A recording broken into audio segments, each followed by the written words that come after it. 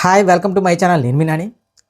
మలయాళ సినిమాల్లో ఒక చిన్నపాటి కంటెంట్ లేదంటే ఒక చిన్న క్లైమాక్స్ అంటే సినిమా మొత్తం 2 గంటలు ఒక రొట్ట స్లో నరేషన్తో లాక్కెళ్ళి ఒక క్లైమాక్స్లో ఒక చిన్న ట్విస్ట్ ఇవ్వగానే అబ్బా ఏం తీసాడరా డైరెక్టర్, ఒక్క సీన్ హైలైట్, అసలు అలాంటి కాన్సెప్ట్ మన తెలుగులో ఎందుకు రావు అలా అని చెప్పి ఇది అదని బాగా ప్రతి ఒక్కరికి చెప్పాల్సింది ఏంటంటే అన్న, ఇవే కాన్సెప్ట్ అవే మలయాళ సినిమాలు మించి తెలుగులో కొన్ని సినిమాలు వస్తున్నప్పటికీ మనమైతే ఎందుకు యాక్సెప్ట్ చేయలేకపోతున్నాం భయ్య.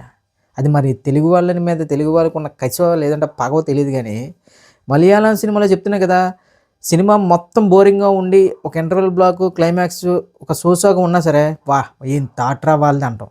అదే మన తెలుగు డైరెక్టర్లు పాపం కష్టపడి వాళ్ళకి మించిన కంటెంట్ ఇస్తున్నా సరే థియేటర్లు ఖాళీగానే ఉంటున్నాను.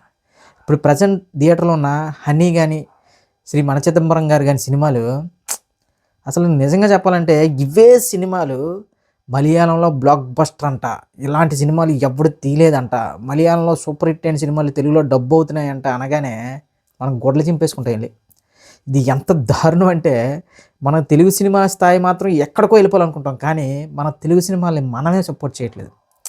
శ్రీ చిదంబరం గారు కానీ హనీ కానీ 2 సినిమాలు కూడా ఒక కొత్త ఎక్స్పీరియన్స్ ఇస్తాయి.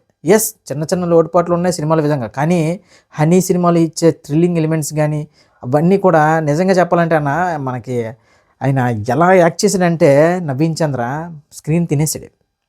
ఇక చిదంబరం గారి సినిమాలో ఆ డైరెక్టర్ కానీ ఆ యాక్టర్స్ కానీ ఎంత జెన్యున్గా యాక్ట్ చేశారంటే మనకు అసలు వాళ్ళు యాక్ట్ అంటే కొత్త వాళ్ళు కదా అనే ఫీల్ రాదు.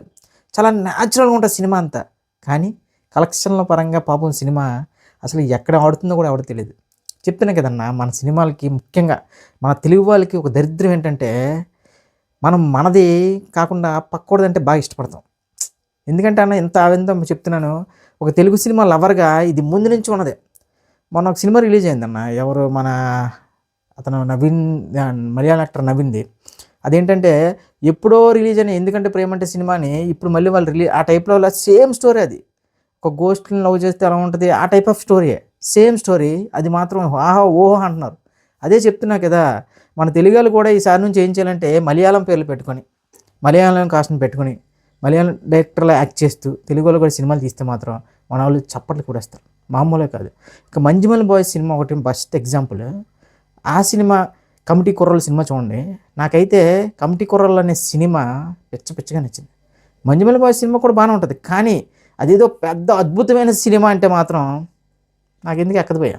ఎందుకంటే కమిటీ కుర్రాళ్ళు మంజుమల్ బాయ్స్ క్లియర్గా చెప్పాలంటే మంజుమల్ బాయ్స్ కలెక్షన్స్ ఎక్కువ తెలుగులో కమిటీ కుర్రాల కంటే.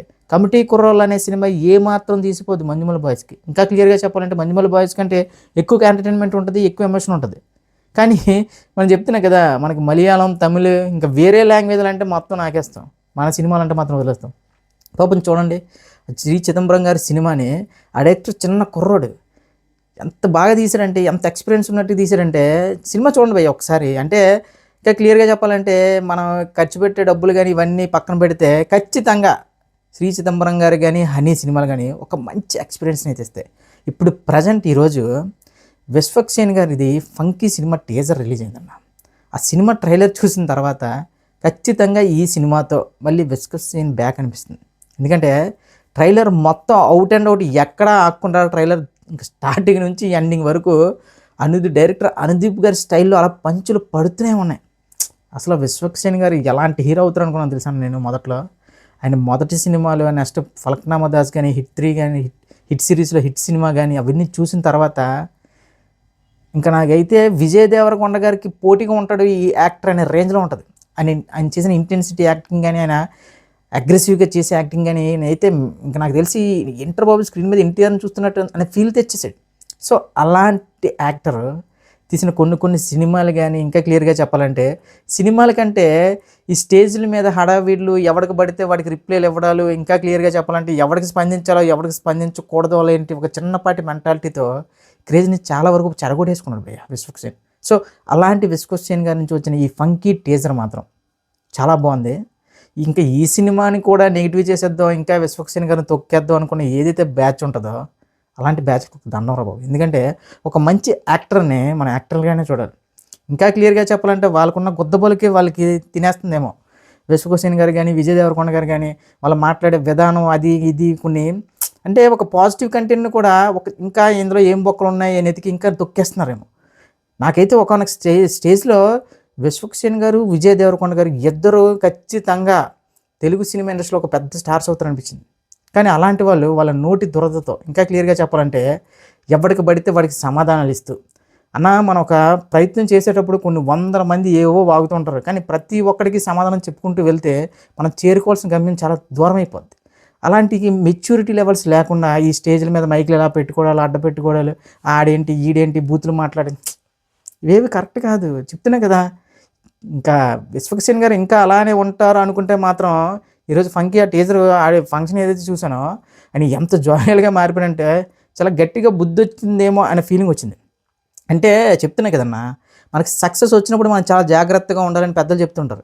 మనకు ఒక సినిమా హిట్ అయింది, 2 సినిమాలు హిట్ అయ్యాయని చెప్పి మనమే తోపు, మనమే ఏంటి వాట్సాప్ గాయ్స్ అంటే అవ్వదు కదా పని. విజయ్ దేవరకొండ గారికి అక్కడ అనకూడదు కానీ కష్టమైపోతుంది హిట్ అనే సినిమా. ఇక హిట్ కొట్టడం అనేది ఒక సినిమా. అలాంటిది ఇంకా విశ్వక్సేన్ గారి సంగతి చెప్పాల్సిందా? సో, ఏది ఏమైనా సరే విశ్వక్సేన్ గారు, విజయ్ దేవరకొండ గారు ఈ నెక్స్ట్ సినిమాలతోనైనా సరే బ్లాక్ బస్టర్ హిట్లు కొట్టి తెలుగు రాష్ట్రాల యువతని అలరించాలని కోరుకుందాం. సో, ఈ రోజుకి ఇవే టీఎఫ్ఏ అప్డేట్స్ భయ్యా.